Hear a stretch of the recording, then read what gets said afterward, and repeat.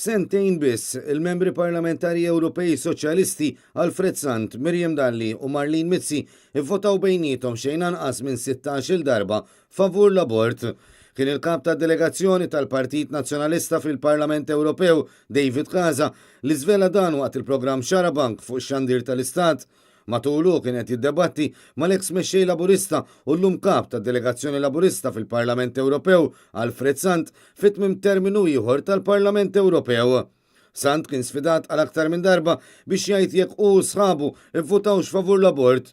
U la darba l-eks mexxej soċjalista baqa ma laqax l-sfida kien David Casa stess li ppreżenta d-dokumenti bidrabi li Alfred Sant, Miriam Dalli u Marlene Mizzi ivvutaw favur l-abort.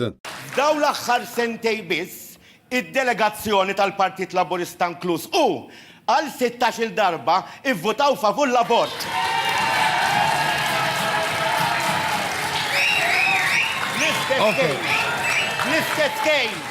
L-istess kejn ta' Dr. Alfred Sant illi jaf kif jagħmel biex jinganna, issa tajtu 16 l-eżempju.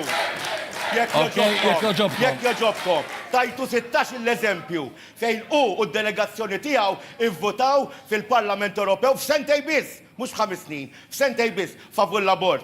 Sant flimkien ma' Miriam Dalli ivvotaw xejn anqas minn 16 darba favur l-abort fil-Parlament Ewropew. Bl-aħħar każ ikun lura fi frar li għadda meta vvotaw favur abort assistit sigur u li l-mara jkollha dritt unanimu fuq is-saħħa ta' riproduzzjoni tagħha. Barra minn hekk kienu stess li vvota għas-sejħa biex l-Unjoni Ewropea u l-Istati Membri jirrikonoxxu fost l-oħrajn servizzi legali tal-abort.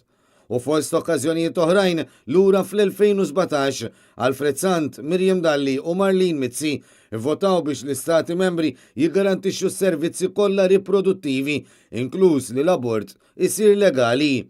F'każ ieħor, fl-2017 ukoll it-tliet membri parlamentari Ewropej Soċjalisti Maltin ivvotaw favur li huma tal-opinjoni li minħabba l-fatt li fl-Istati Membri tal-Unjoni jirrifjutaw li jwettqu abort, hemm bżonn li l-membri rispettivi għandhom iħeġġu lit-tobba biex tal-anqas ikun hemm numru minimu li jwettqu abort fl-isptarijiet.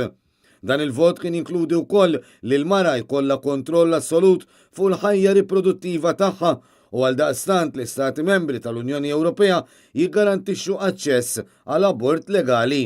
Iżda minkejja li meta pressat il-Prim Ministru Joseph Muscat jgħid li l-Partit Soċjalista li jmexxi favur il-ħajja, il-fatti juru totalment mod ieħor. Fil-fatt il-qasma fih dan il-partit immexxi minn Muscat hi waħda ċara f'suġġett daqstan delikat. Fil-fatt stħarriġ li twettaq minn Life Network Foundation wera propju dan, hekk kif 10 mill-14 il-kandidat soċjalista għall-Parlament Ewropew lanqas biss wieġbu dwar jekk jaqblux li l-abort jidħol f'pajjiżna jew le fosthom Alfred Sant u Miriam Dalli. Dan meta l-Partit ta' Muscat iffirma u ngħaqad mal-Manifest Elettorali tas-Soċjalisti Ewropej li jinkludi bi prominenza l-abort fil-pajjiżi Ewropej u meta l-mexxej soċjalista tannaq mal-kandidat soċjalista għall-Kummissjoni Ewropea Frans Timmermans b'approvazzjoni għal din il-politika tas-Soċjalisti Ewropej.